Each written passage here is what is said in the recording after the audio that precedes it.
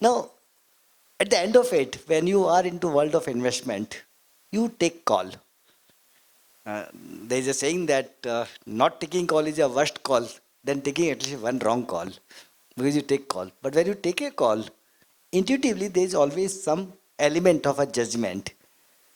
Judgment can go wrong, judgment right. What are those key traits which allow you to have that judgmental call? Because judgment is ability to analyze everything and reach to a stage where you can take decision, yes or no. How you analyze those positions? So more than analysis, it is about a mindset. Okay, a lot of people tell me that how do I avoid mistakes? I think mistake aversion is a big flaw. In trying to avoid mistakes, you end up avoiding opportunities. Rakeshji used to tell me, don't be afraid of making a mistake. Just ensure that you live to make another one. Second thing is, making a mistake is not a crime. Repeating a mistake is a crime. And not learning from a mistake is the worst crime. So long as you don't have an aversion for mistakes, just the ability to embrace your mistakes is, I think, powerful enough to ensure that you are able to take decisions. It's like saying that you are afraid of jumping into a swimming pool if you don't know how to swim. If you know how to swim, then there is no problem jumping into a swimming pool. However, you can't be jumping into the middle of the ocean. Yes, yeah. Right? Yeah. So, there's Arakari. yes.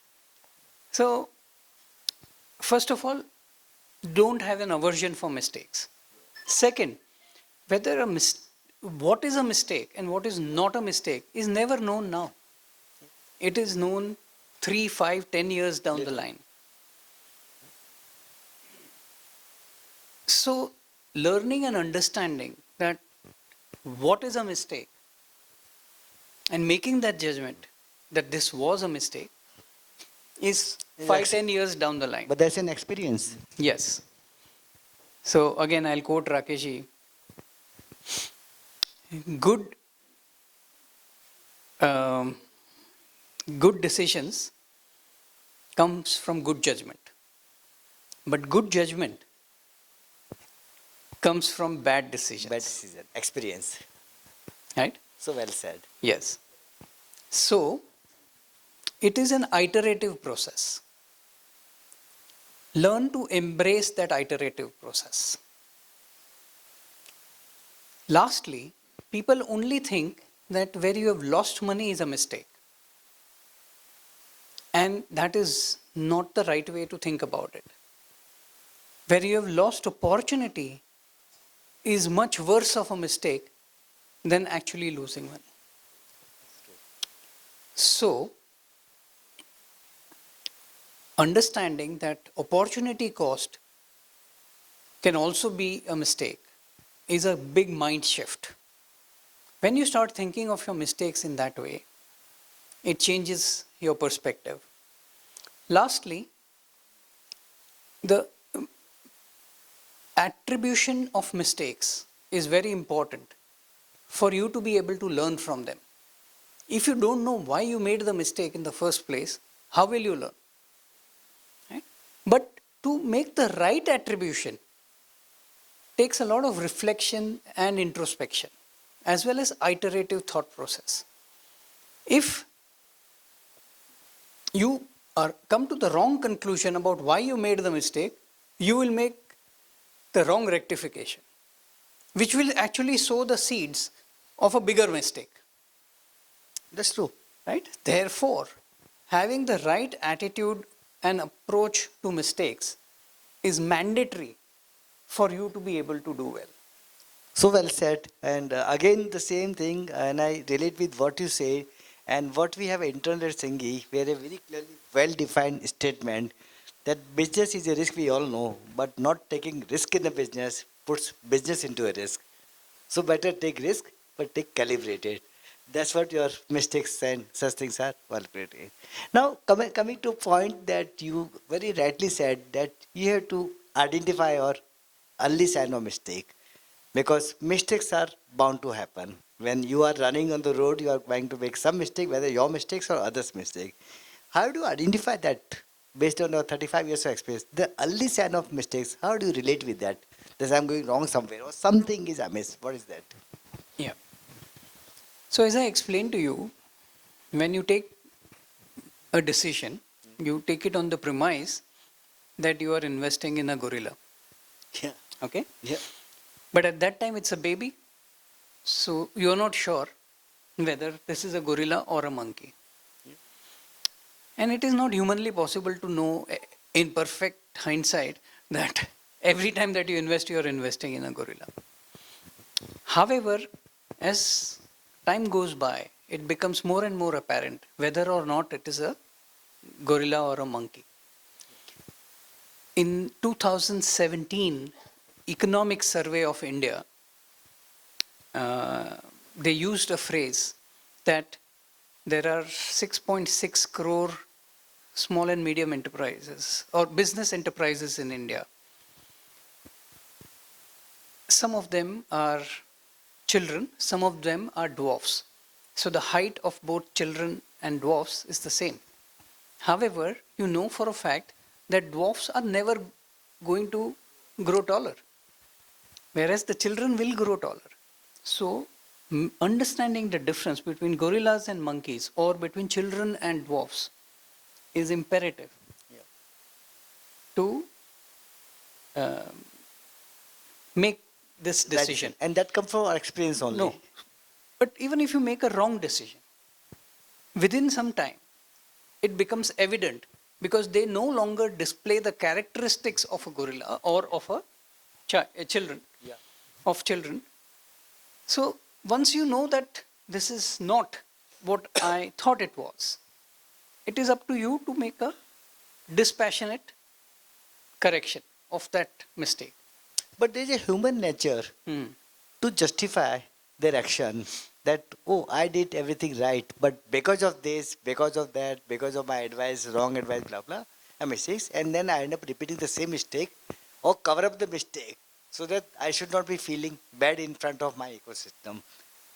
How do you handle that situation, be in a world of investment or be in the world of building trust as a group?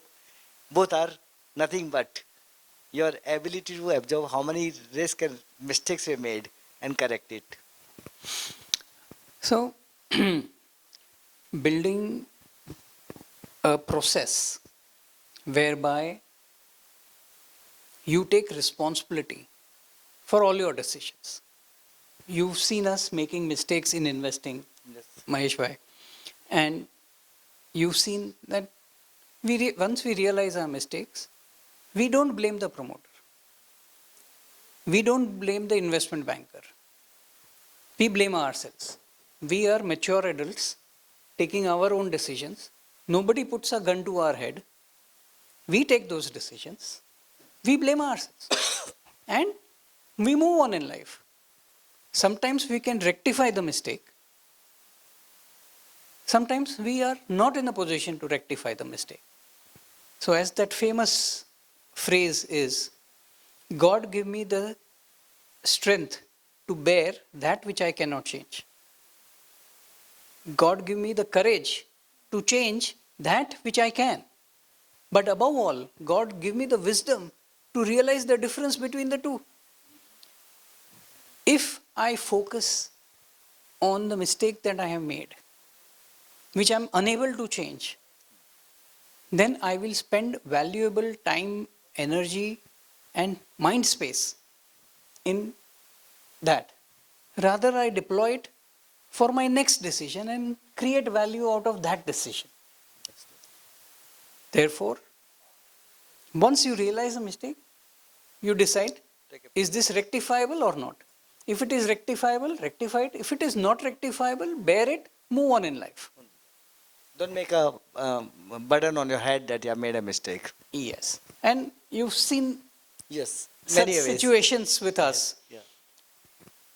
Even today, companies where we have actually lost money. Or We still have the highest stake in the regard and respect for those promoters, Yes. for those investment bankers. It has never soured our relationship either with the promoter or with the bankers.